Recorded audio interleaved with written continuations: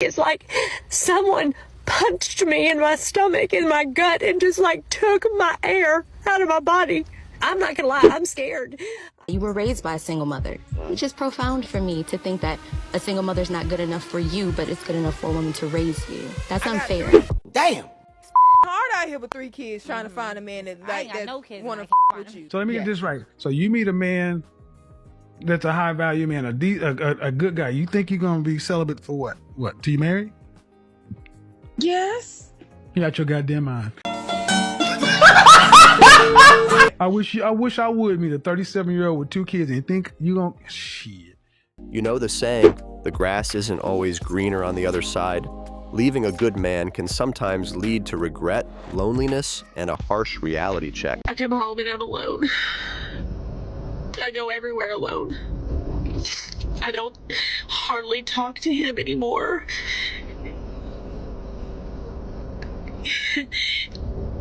I don't blame him. I filed for the divorce. So I'm sure people are wondering, well, you filed. Why are you so upset? Why are you crying?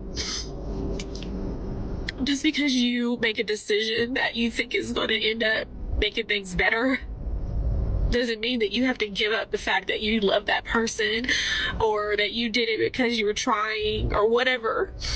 I've never met anybody like him, and I've never loved anybody like him either, but I don't want a divorce. I still am very much in love with my husband. I've always wanted the family dynamic of having a mom and a dad in one household. And when you're dropping your kids off, you actually visually see how that is no longer. Being alone has been the most challenging part of my divorce. It's times like this when I feel and wish that my sister and I were still close and I could, pick up the phone and call her. But that's just not where we are right now. In an interview that Tia and Corey did in 2021, Tia admitted that she could not visualize her life without Corey. It's like, I can't even visualize myself, without Corey. My last relationship when dating was, when I was, dating this person, Corey. It was beautiful. It was amazing. It was wonderful. There was courting that was, involved. And I was saying how I feel like that's no longer, present, meaning like people just don't court each other anymore. And this person was like, well, that's old news. Like people just don't do that anymore. There's just this whole new way of doing things. And I'm like, you mentioned tradition, and I think that's where it kind of needs to go back to, where, a man is, courting a woman and showing her, how much he appreciates her and wants her and loves her or wants to be with her. The real reason she left her husband is that she simply could not stand him anymore. They had been together for 23 years, and Tia had built her entire life around him to the point that she lost sight of who she really was. The source went further to say that Tia had been undergoing a lot of personal changes and developments in the past couple of months, and that she felt like Corey no longer understood her. This made her realize that the marriage was no longer serving her needs. So she decided that divorce was the best option for the family because she was afraid that the relationship would get unhealthy if she forced herself to stay. It starts with loneliness. Tia thought freedom would feel amazing. No more nagging, no more compromise. But suddenly it hits her and all of the responsibilities that come with it. How hard is it in the dating world now? Oh my God! What is it like out there for a single woman? Shot of tequila? No, I haven't been single for 5 years, so I don't know what this world is like out there, but I know it. But from what I see and from what I hear, it is tough. It is very tough, and it is exhausting. It's exhausting. I want to throw the towel in. Yeah, being a single mom is no walk in the park. The stress, it's real. Balancing work, kids, and trying to keep it all together. And at night, when the kids are asleep, that loneliness creeps in. You tell yourself to not actually divorce? Not at that moment, no. Like at that moment, no, I would not. I would, if it was me talking to me in that moment, I'd be like, no, don't do this. Do you see how you're reacting to this? Like, you're so emotional. I can tell you don't have peace about this. Like, I know that this is not where you're supposed to be right now. Like you give it time, be more patient, like wait till the dust settles. I definitely would have told me in that moment no. Got it. Lawyers, court systems win in this. No, families don't win in divorce. Yeah. I've heard that before. Lawyers win. They win. We families don't win. You don't win when a family is broken apart. I think Jay-Z said this. He's like, nobody wins when the family feuds. Yeah. Nobody wins. It's not a situation where somebody is a winner. But you basically, when you get lawyers involved, and there was a therapist that was speaking to both me and him, a marital therapist at the time, that when I told him my decision, he was like, when you get lawyers involved, it gets ugly. He told me that. And, I didn't even realize, I don't think I even realized how ugly it would get. Now let's get real. Some of these women regret divorcing their good husbands. Maybe he wasn't perfect, but who is? But now they're realizing that leaving wasn't the golden ticket they thought it would be. I did it.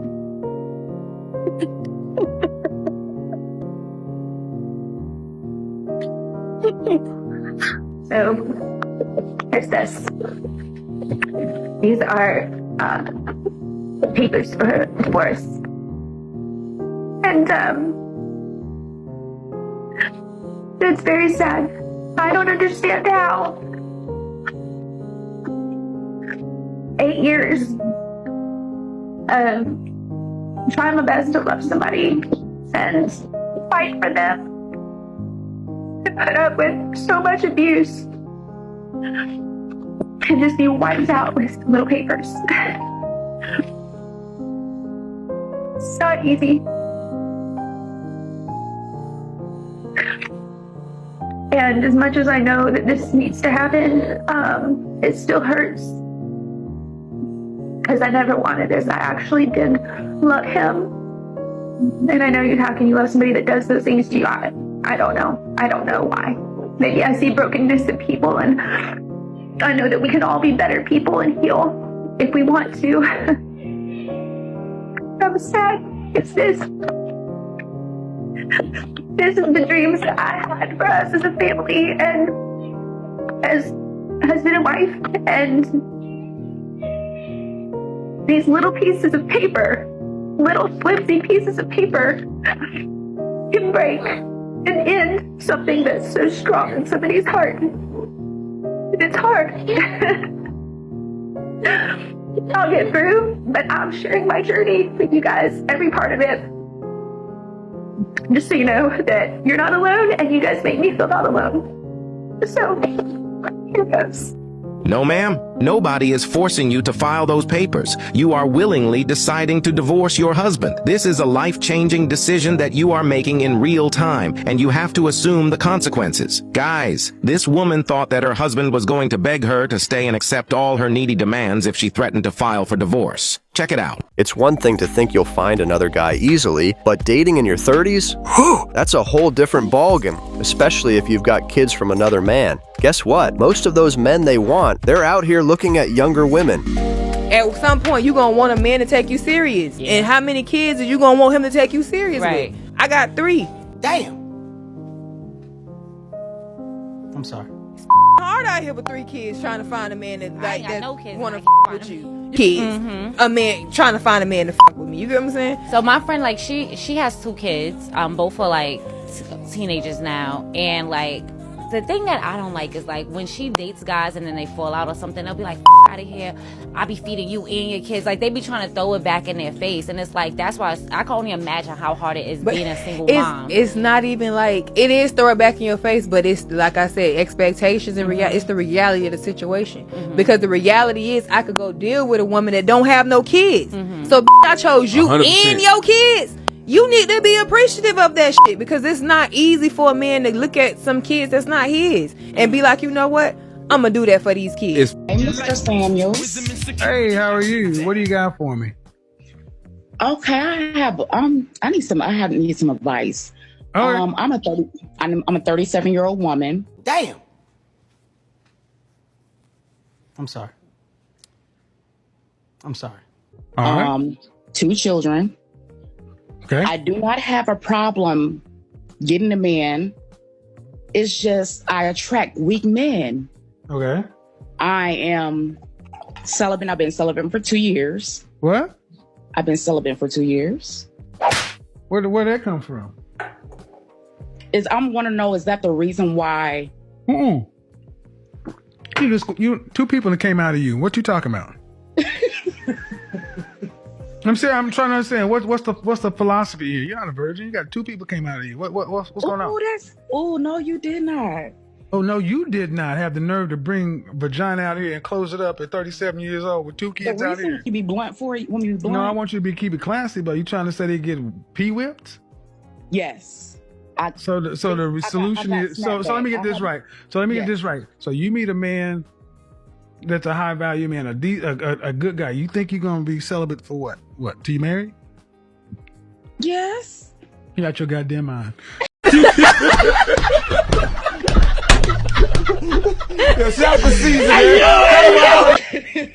I wish I would meet a 37-year-old with 2 kids and think you gonna separate checks.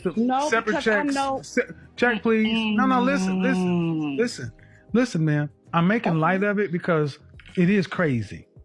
You're almost 40 years old with 2 kids talking about celibate.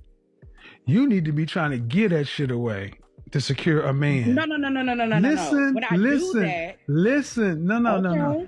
And ladies, we've got to be honest with ourselves here. The men you had in your 20s, they were out here building. And now that you're back on the market in your 30s, these same men have options. And guess what? They're not lining up for single mothers with baggage. I asked, would you date a single mother? You proceeded to tell me that you're a high value man and you are too good for a single mother. However, you did also tell me that you were raised by a single mother, which is profound for me to think that a single mother's not good enough for you, but it's good enough for a woman to raise you. That's unfair. You be successful by having a child. So what you do, you be more proactive. Using condoms. What's that got to do with your choice? Okay, if you're getting pregnant, then all right, cool. Maybe I shouldn't continue having this child because I'm not getting married. Because women can choose and make a choice. They can say, I don't want to date a man that makes less than 6 figures. But we're not talking about that. Women That's can not talk the about situation that Listen, hold That's on. not your Women can say, conversation. I won't date a man less than 5'8". And the man could be 5'4". Do they care about What does that have to do ostracizing all of those with men? anything? So every time it's saying something for a man, bro, it's down. You got a lot on your back. Yeah. The car you drive, your resume, your bank account, your accolades is not what makes you a high value man. Definitely not. We are all defined by the sum of our deeds and our character, and you, brother, are coming up to the sum of 0. It's not easy. No one wants to talk about how feminism sold a lot of women this dream of independence, but didn't warn them about how hard it would be on the other side. Now, these women are out here struggling, wondering why no one told them the truth. You don't need a man right now. So you saying, oh, you're single because you can't get a man? Yeah, let me ask you a question. You can't retain one? Is just ridiculous. The reason why you're saying that you don't need a man right now is because of your inability to attract and retain a man of value right now. Because if you were attracting and retaining any dudes... I'm focusing on my career and bettering myself. So are you celibate? That doesn't matter. Okay, cool, you're not celibate. So that means that you got some random that has no potential that's smashing.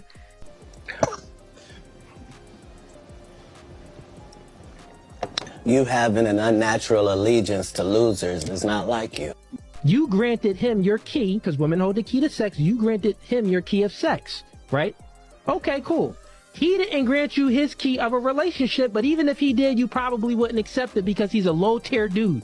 That's my point. Because if he was a high-tier dude, you would be the one begging for a relationship. Say if I'm an incel, I don't have the ability to have sex. I'm involuntary celibate, right? That means that girls don't want to have sex with me. I want to have sex with them, but they don't want to have sex with me. And I'm just saying like, oh yeah, well, I'm not having sex because it's by choice. No, it isn't by choice. It's a man's natural proclivity to have sex. It's a woman's natural proclivity to want a quality man. So what I'm saying is that you're not getting your natural proclivity and you're trying to cope with it and say, oh yeah, I don't want it. And trust me, we're not here to bash single moms. We're here to keep it real and send a message. If you're thinking about leaving your man because you think life will be easier on your own, think twice. Loneliness is real, stress is real, And dating again, it's a jungle. Divorce my husband. Why did I divorce my husband? I divorced my husband because I was making a certain amount of money. I divorced my husband because I thought I didn't need him anymore. I divorced my husband because I had this senior position at work and thought I held the same position at home. I divorced my husband because I thought I was better than him because I had my degree now. I divorced my husband because I thought a successful marriage meant I was here and he was down here. That is not success. That's fucking sickness. All the while, my husband done found somebody else building a relationship and building a life with them. I'm scared. This is a big deal. This is a big deal. I'm going to leave my home that I've been in for 20 years and rebuild a life that wasn't supposed to be alone. It was supposed to be with him. It's still hard. Rebuilding your life at 51 years old, it's a lot. After 4.5 long years, it is finally over. It's over. I am now a divorced woman. And I knew when this happened and when I got the final word, I knew I would have different emotions, and I tried preparing for them. But I don't know how you actually prepare for it, because what I feel like is like someone punched me in my stomach, in my gut, and just like took my air out of my body. And I'm not crying over the fact that we're no longer together. I'm crying over the fact that none of it should have happened like it happened. And there's this sadness inside of me that, like, it's going to somehow affect our grandchildren and generations to come. And I just hate that, I hate that. And God, I wish I hated him. Oh my gosh, I wish I hated that man. But I don't hate him.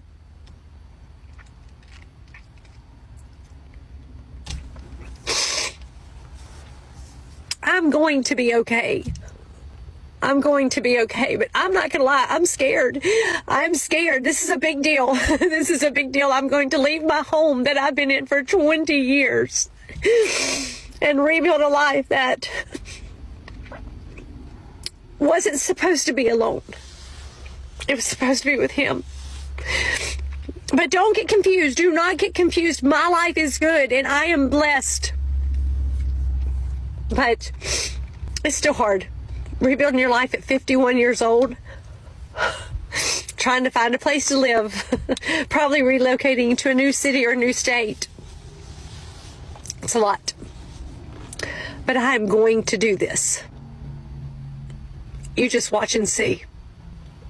I'm going to be better than ever. I've got this. Look, it's not just about the divorce. It's about what comes after.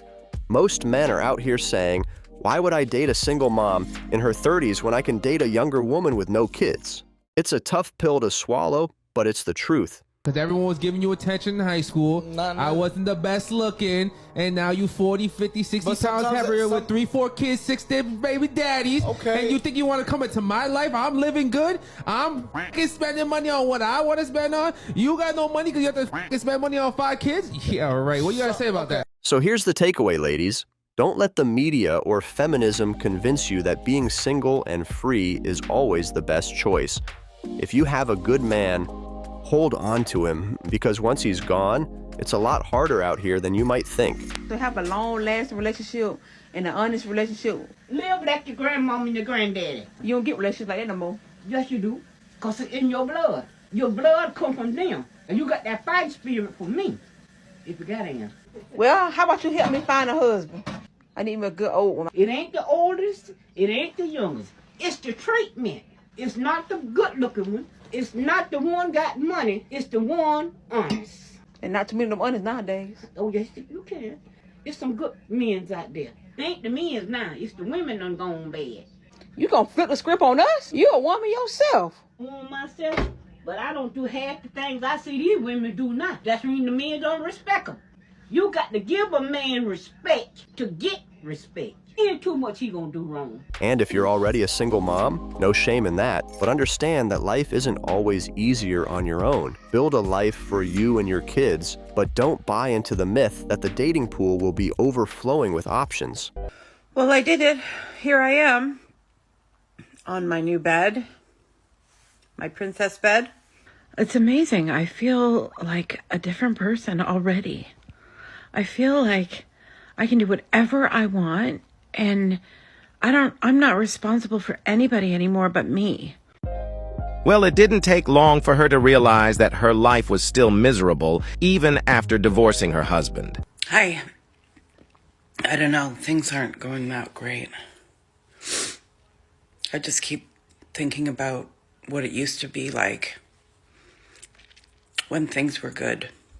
And maybe all of this was my fault. Maybe I'm a selfish, narcissistic. Maybe it's me. Maybe I'm the one. I don't know, but I'm kind of struggling. All that fake, all that happy, oh, I'm doing so great. I think I was in shock. And now it's coming like into reality, and I don't know.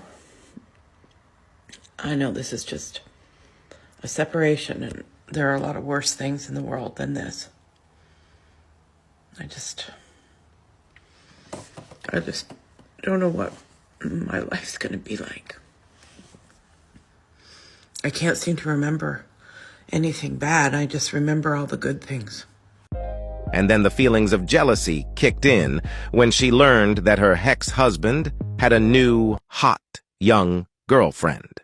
The last few days have been super traumatizing for me. My own fault.